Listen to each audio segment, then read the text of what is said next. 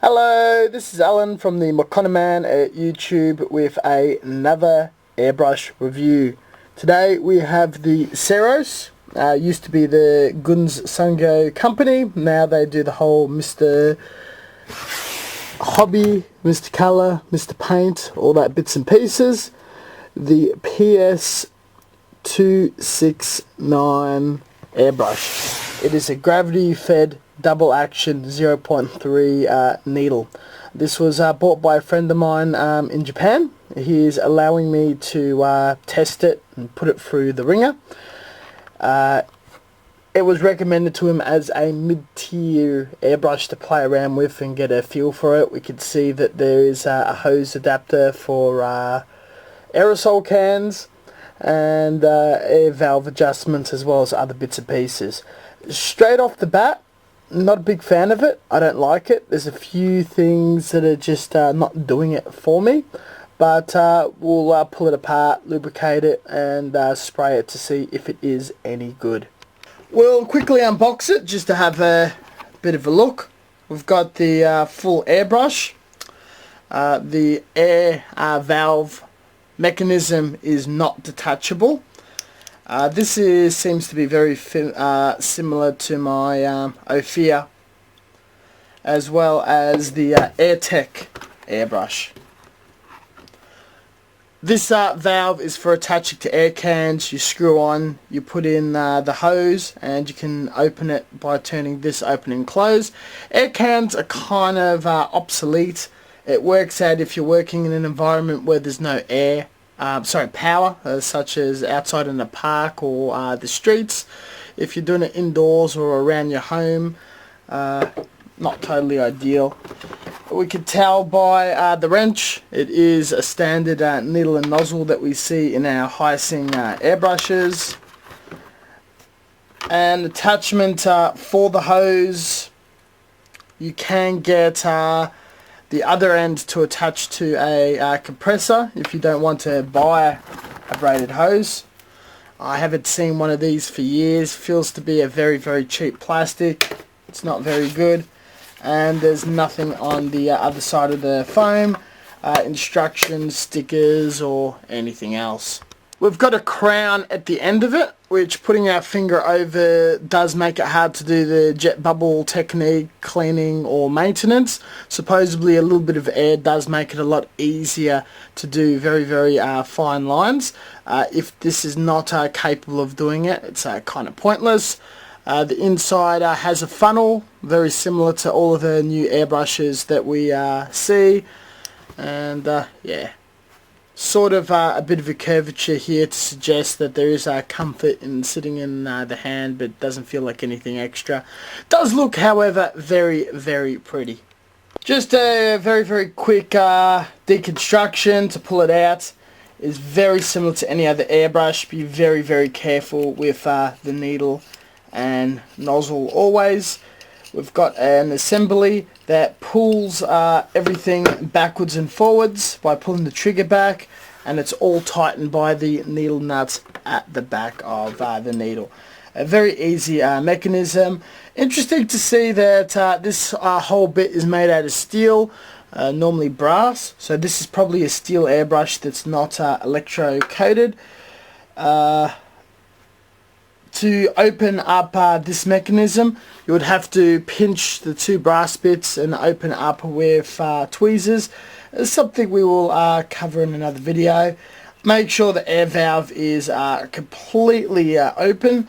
You can control it so it's a lot finer, though you want to get the majority of your control via your compressor regulator before you mess with that, because you've only got very, very little control. And we've got a very short, almost Iwata looking nozzle. So parts for this is not going to be very standard. You would have to go through Iwata for that. So you've got a cheaper airbrush, but servicing it is not going to be the case. It appears you can disassemble it from this end here, but it looks like it's all molded together. I would advise against it, as if there is any air leak or if the seal is broken at that point, your airbrush is practically almost completely junked. Okay, so we've done a little bit of internal lubrication with some petroleum jelly and a Q-tip. The most important thing is this collection of parts, the very end of the trigger, and a thin layer inside and a little bit there, not enough to cut the air supply. The first thing we do when we're assembling this sort of airbrush is to get the air trigger in, and where we've got this little metal piece that goes straight into the hole. And because it sort of dangles around and it's very articulated, it takes a few goes to do it. So once that is in, it triggers up and down. Now the biggest danger with this airbrush is if you ever pull the needle out when there's no paint, or there is a washer here. If that ever fails, which you can actually access by putting a screwdriver down it and taking a metal cap out, and paint runs down the back of it into this mechanism, pulling it apart and giving it a proper clean is very, very difficult. So for the length of your airbrush, you're going to have to be very careful, very mindful, as the air solenoid valve is not removable. It's all installed there, and it's very, very long for some reason. So with that's in there, we can assemble these three parts. Now these are the guts of the trigger mechanism. We've got the tongue, and it's attached to a shaft going at a little bit of an angle until the tongue is pointing upwards, and it's right up against the trigger. We can put that in. The spring is very easy to lose. There's always a spring. Do not lose it. It needs to go over this. If not, there is no tension to bring the tongue and the trigger back. We've got the outer casing. Screw it all in until it stops, and that's pretty much the bulk of it. We push down, it's going down with no resistance. It's sliding back very, very smoothly with the slightest touch of resistance. Now with the nozzle and the crown can be replaced. You can order a Hysing crown. You can get some very cheap eBay nozzles. Screws on with your finger. We get the wrench. It's a very, very tight fit with the wrench. And once it stops, you've got resistance, one finger, and just the tiniest amount of pressure. If you put too much pressure with your fingers on that, the little steel or brass thread will break off inside the airbrush. If that happens, there is a video about how to repair that in my catalogue. To protect your nozzle, you put the crown on next. The needle very slowly goes in the back. Now the needle tip is very fragile. If that bends or whatever, you have to do your best to polish it, straighten it up, put it in. If you assembled it wrong and there's any resistance when you're pushing in, stop, pull it apart, find out what you've done, keep pushing until it stops. We shall have a quick look at our nozzle, and it has protruded all the way through. Just pull it back a bit so I'm not bending anything. Closing up. So I'm expecting this to spray a lot like the HP Plus Iwata, but maintaining this is going to be a bit of a hassle. We'll see how long it takes to flush out some paint. We put on the tail ends. The more you tighten this, it's a stopper. It will stop the trigger going all the way back. I like to freestyle it so I get a full range, and it is completely assembled. Wipe it down, flush it with some thinner, and we'll paint some lines. Got a little bit of lacquer thinner in there. I'm going to need to get a Q-tip for this. Ram it into the nozzle. We're not seeing any bubbles, so the seal is very good. I'm going to pull the trigger back. There's no bubbles, and it's got a decent spray pattern. So generally, that's about the same as the higher end good airbrushes. Got a bit of piece of paper, bit of paints. Very, very smooth spray.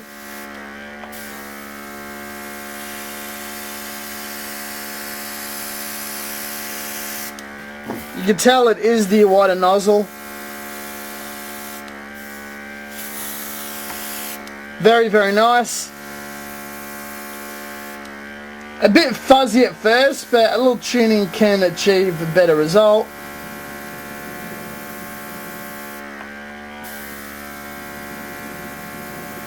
But generally, very pleasant to spray with.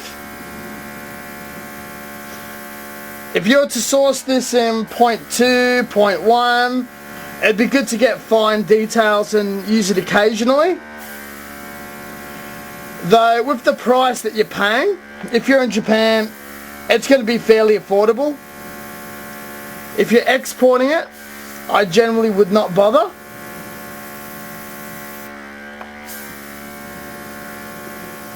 Get something that's very similar of an equivalent specs.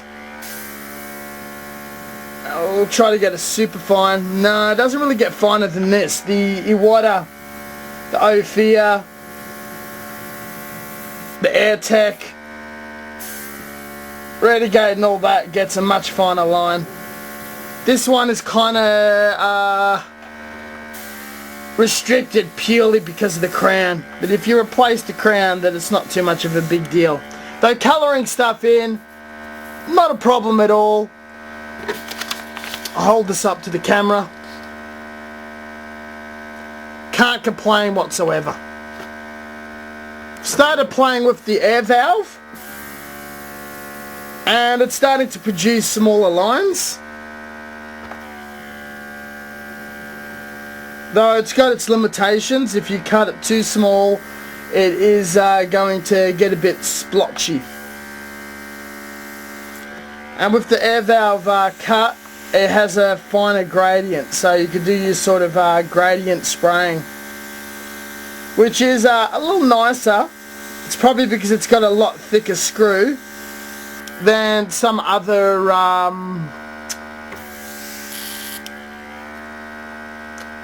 airbrushes with the valve that's right underneath. So yeah, can't complain about that too much at all.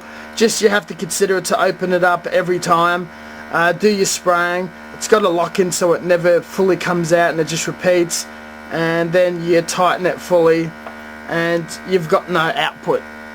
So you need to make sure of that before you think your airbrush is not working. You might close it and check everything else out first. It's just another hassle.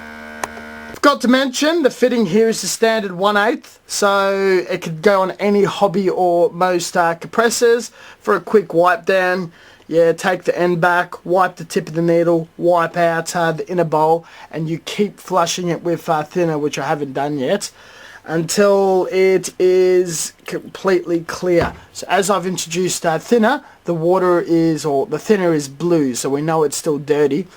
And we'll keep flushing it out since we can't really do the jet technique efficiently until it is empty. It will take a bit longer to clean out, though the flow is very strong, so it should be about 3 cups.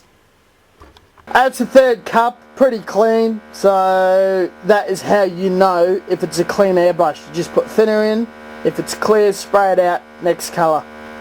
This is not a bad airbrush. After going through the ringer, it's very clean, it does a great job. It's not too bad for an immediate colour change and flush out. Tad slow to maintain. The crown is its biggest killer, though the adjustment valve at the front has been better than other models I've used to date. It's got everything going for it as any other airbrush is good. That business, definitely not a fan. For the intermediate experienced airbrush modelers, if you need something like this in your repertoire, go for it. I cannot recommend this for beginners. It's going to be far too frustrating to pull apart, flush, clean, do a full maintenance, and fault check if something goes wrong. There's other airbrushes that are far more streamlined, simple, universal in parts. It is good that it does take a major manufacturer parts, being Iwata, and those are very universal, easy to come across, yet more expensive than the Chinese import parts. Though all in all, finally, there is no instructions, parts catalogue or breakdown in the box whatsoever. That is a major killer. It's pretty much standard with everything, including the stuff that comes out of China.